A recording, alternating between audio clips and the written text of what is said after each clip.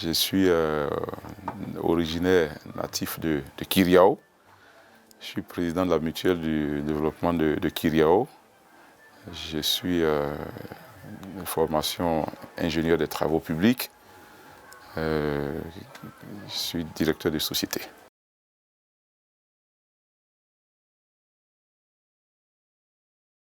Vous savez, en général, les gens confondent beaucoup de choses. Ils parlent d'ingénierie en bâtiment. Alors, je fais la précision tout de suite. La formation, elle est beaucoup plus large que le bâtiment. Ça concerne les travaux publics. Dans le secteur des travaux publics, vous pouvez avoir... En fait, c'est le BTP, bâtiment et travaux publics. L'économie repose sur l'agriculture, mais l'agriculture, d'accord, ça c'est le secteur primaire, mais dans un pays en développement, justement, nous avons besoin d'ingénieurs et depuis toujours, et même encore, les formations continuent encore aujourd'hui. Les besoins encore en ingénieurs, les besoins se font de plus en plus pressants parce que vous êtes dans un pays justement qui est en développement où tout est à construire. Donc il faut des ingénieurs, bien sûr, pour pouvoir conduire le développement du pays en termes d'infrastructure.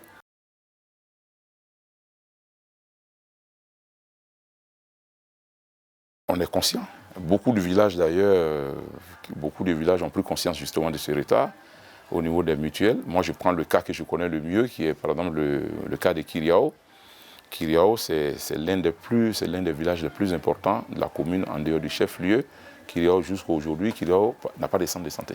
La mutuelle a pris conscience, effectivement, que nous ne pouvons pas tout attendre de l'État, puisque nous avons écrit, on a compris que l'État, malgré toute la bonne volonté, l'État a ses moyens qui sont limités.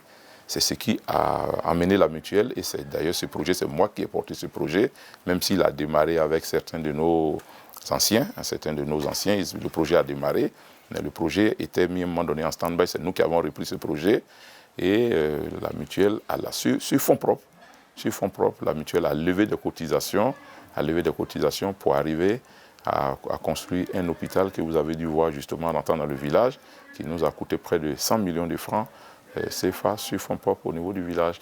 Ces genres de cas, ces genres d'exemples, je pense que ce n'est pas Kiriao seul, il y en a dans plusieurs autres villages. Les mutuelles font ce qu'elles peuvent. Elles essaient de toucher aussi au niveau gouvernemental, essaient de voir aussi certains organismes pour voir comment elles peuvent faire pour apporter le développement. Mais il faut reconnaître que les actions des mutuelles ont des limites. Les actions des mutuelles ont des limites. Les mutuelles ne peuvent pas tout faire.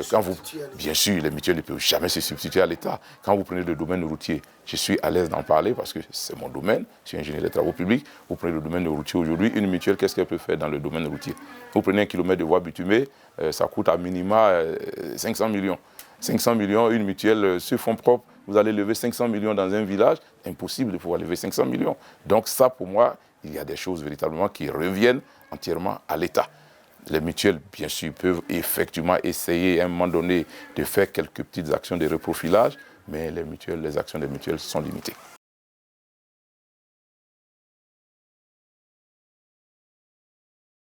Un plan Marshall serait le bienvenu pour Fakobli, mais je pense que déjà, il faut que la population elle-même prenne conscience. Autant les jeunes sont en train de prendre de la conscience, il faut aussi une prise de conscience au niveau des cadres du Fakobli. Que les cadres s'occupent véritablement, que les cadres arrêtent de penser que le développement de Fakobli, c'est une affaire des politiques. Il faut que les cadres de Fakobli s'impliquent véritablement dans le développement de Fakobli. Parce que moi je connais quand même des cadres véritablement qui sont des cadres, c'est pas avec leurs propres moyens, mais c'est avec les relations, avec tout ce qu'il faut. On connaît des cadres aujourd'hui qui sont tellement, je dirais, déçus de la gestion des politiques au niveau de Fakobli, qu'on choisit carrément de se mettre à l'écart de tout ce qui concerne le développement de Fakobli. J'échange régulièrement avec des cadres de Fakobli qui occupent de très hautes fonctions dans ce pays, mais qui, depuis un moment donné, ont décidé de se mettre un peu en marge au niveau de Fakobli, parce qu'ils estiment que c'est comme une forme... Dès que quelqu'un vient pour poser un projet, pour poser un acte dans le sens du développement de Fakobli, les politiques pensent tout de suite que cette personne vient pour chercher à prendre leur place. La politique au niveau de Fakobli, malheureusement, on le dit de façon crue, mais c'est devenu comme une fonction, ou je sais pas, un secteur réservé à une certaine élite au niveau de Fakobli. Pour ça, les politiques, certains préfèrent, plutôt que d'approcher des cadres qu'on pense véritablement qu'ils sont capables d'apporter au niveau de Fakobli, On raisonne en disant, non, attention, si j'approche ces personnes, qu'elles s'impliquent dans le développement au niveau de Fakobli, ces personnes risquent, comme on dit, l'appétit vient en mangeant, ces personnes risquent finalement de venir s'impliquer dans la politique de Fakobli. Donc on préfère ne rien faire du tout, voilà, et continuer comme on est en train de le faire aujourd'hui. On a vu tout ce qui, quand je prends la commune, on a vu tout ce monde qui s'est succédé au niveau de la mairie, au niveau de la commune. Certains, ils vont venir faire leur bilan en disant voilà ce que j'ai réalisé, voilà ce que j'ai fait ceci, voilà ce que j'ai fait cela. Mais une chose est certaine, rien ne bouge au niveau des Fakobli. Ça, c'est parlant des infrastructures. Vous prenez même au niveau de la jeunesse des Fakobli. Les jeunes de Fakobli, vous voyez aujourd'hui, vous avez pratiquement une bonne partie de la jeunesse qui est déscolarisée, qui est revenue pratiquement au village aujourd'hui. Les terres de nos parents, il n'y en a plus assez de terres. Donc cette jeunesse-là, elle reste là au niveau de la commune, elle reste là dans les villages de façon oisive. Et malheureusement, vous avez des phénomènes de drogue qui sont très développés dans ces villages. Parce que ces jeunes ne voient rien du tout dans l'avenir. Ces jeunes, c'est comme si aujourd'hui, ils se disent dans tous les cas, je n'ai plus rien à perdre. Soit je m'adonne à la drogue, et je fais du trafic, ou j'en consomme. Ça peut peut-être m'apporter quelque chose, mais qu'est-ce que je peux espérer de mieux que ça? Donc c'est un peu tout le problème que nous avons au Fakobli. Je pense qu'il faut s'occuper véritablement de cette jeunesse qui est l'avenir pour nous de Fakobli. Pour que cette jeunesse-là voit de l'espoir et ne pense pas que tout est perdu au niveau de l'avenir.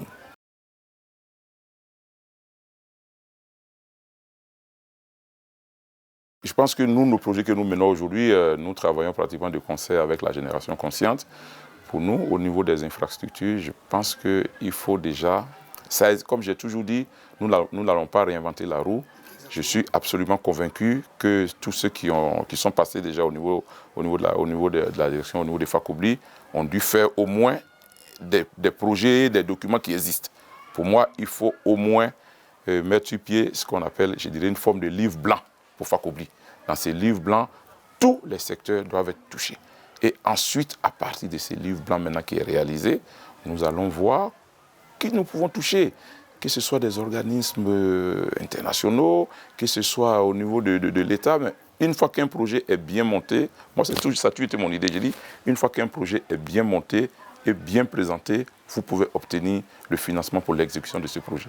Donc pour moi, la première des choses à faire déjà, c'est de réfléchir sur qu'est-ce que nous devons faire de Fakobli pour sortir Fakobli de son état actuel et aussi pour sortir la jeunesse de cette forme dans laquelle la jeunesse est aujourd'hui, je dirais, pour redonner de l'espoir à la jeunesse.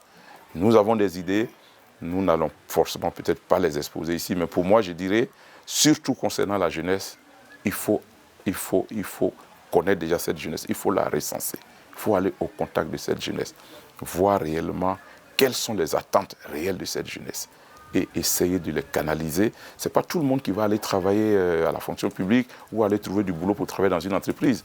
Mais cette jeunesse-là, ne serait-ce que leur trouver même des projets au niveau local, voilà, qui leur permettent justement d'être financièrement indépendants.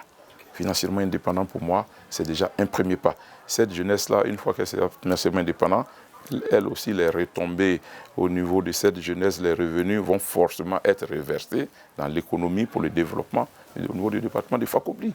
Pour moi, nous avons des idées, nous sommes en train de préparer beaucoup de choses, mais je pense que pour l'instant, moi, j'estime que nous ne sommes pas du tout sur la bonne voie. Il faut réorienter les choses. En général, moi, quand je parle de jeunesse, moi, je ne fais pas de la différence entre jeune fille et jeune homme.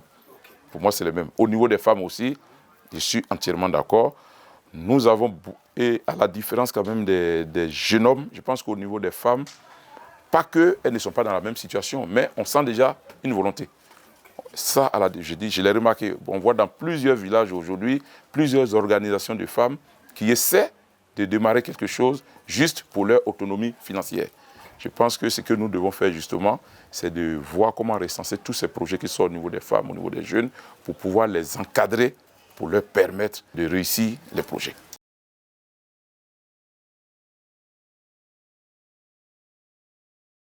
Pour 2023, nous avons l'intention justement de briguer le poste de la mairie de Fakobli pour pouvoir apporter ces solutions que nous avons. Pour moi, aujourd'hui, quand je vois la municipalité de Fakobli, je pense qu'au niveau des infrastructures, même déjà, Je prends des infrastructures routières. C'est l'une des rares communes que je vois d'ailleurs. Bon, je ne vais pas rentrer dans ce niveau de détails, mais je dis que c'est l'une des rares communes que je vois. Une mairie qui n'a aucun équipement, aucun matériel. On attend tout de l'État. Je n'ai jamais vu de benne à Fakoubli, peut-être que ça existe, je n'ai pas vu de benne à Fakoubli. L'entretien routier, il y a plusieurs niveaux d'entretien routier. Il y a déjà que moi j'appelle l'entretien minimal qui peut se faire sans solliciter l'aide d'autres sociétés qui peuvent se faire en interne au niveau même de la commune. Mais ça demande à avoir juste un matériel. C'est quoi? Avoir une niveleuse, avoir une chargeuse, avoir un compacteur au niveau d'une mairie, ce n'est pas quand même la mer à boire.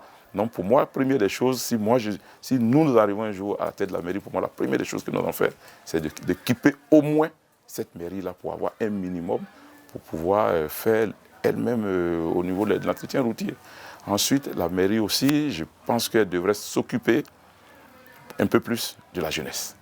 Je pense qu'au niveau du budget de fonctionnement de la mairie, je sais, le budget, il est certes minable, comme on le dit, ça ne suffit jamais.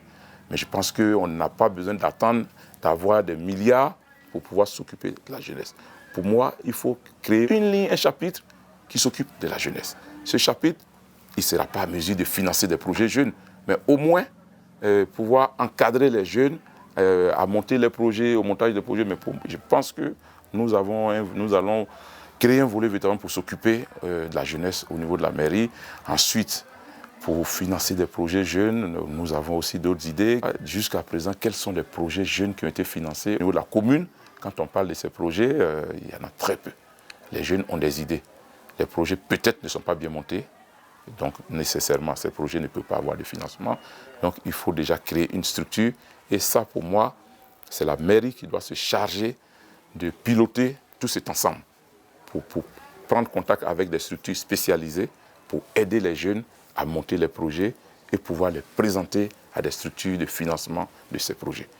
Ensuite, tout le monde sait très bien que dans les structures de financement des projets, ils se rencontrent toujours, puisque nous avons l'avantage aussi quand même de connaître la banque. Nous avons fait la banque pendant plus de 13 ans, donc je connais quand même le milieu. Se posent toujours les problèmes de garantie. Nous, notre idée aujourd'hui, c'est dès notre arrivée au niveau de la commune, au niveau de la mairie, pour moi, la première des choses que je promets de faire pour les jeunes, c'est de mettre en place un fonds de garantie. Ce fonds, comment il sera financé? Nous avons déjà des idées dessus. Un fonds de garantie qui sera déposé dans une banque et qui permettra de garantir des projets jeunes pour leur permettre d'avoir des financements pour les projets. Et comment faire justement pour que... Parce que le problème des fonds de garantie, c'est bien, mais quand vous financez, je prends un exemple, vous avez aujourd'hui un fonds de garantie, c'est un fonds qui fonctionne en revolving. Vous prenez un fonds aujourd'hui de 50 millions, vous financez 50 projets d'1 million, ben le fonds de garantie il est épuisé. Comment faire justement pour que ces projets-là puissent se rembourser, pour que le fonds de garantie se reconstitue et finance d'autres projets? Il faut mettre en place un mécanisme de suivi de ces projets des jeunes pour minimiser le taux d'échec au niveau des projets. Parce que quand j'ai écouté la fois dernière une présentation du DD, je pense qu'ils ont eu à financer à un moment donné quelques projets. Mais malheureusement, il y a eu des taux d'échec très élevés.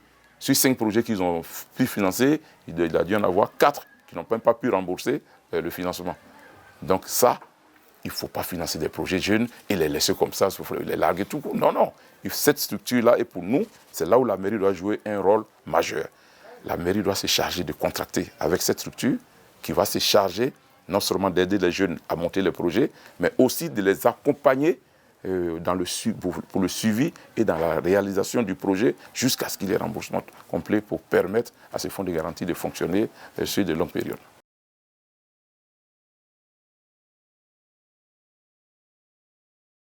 Ce que je peux dire à cette jeunesse aujourd'hui, après mon constat, parce que je suis quand même très proche de la jeunesse, je pense que vous avez une jeunesse très dynamique au niveau des Fakoubli. Vous avez une jeunesse qui a envie véritablement de faire quelque chose. Et c'est ça, moi, justement, qui me donne beaucoup d'espoir.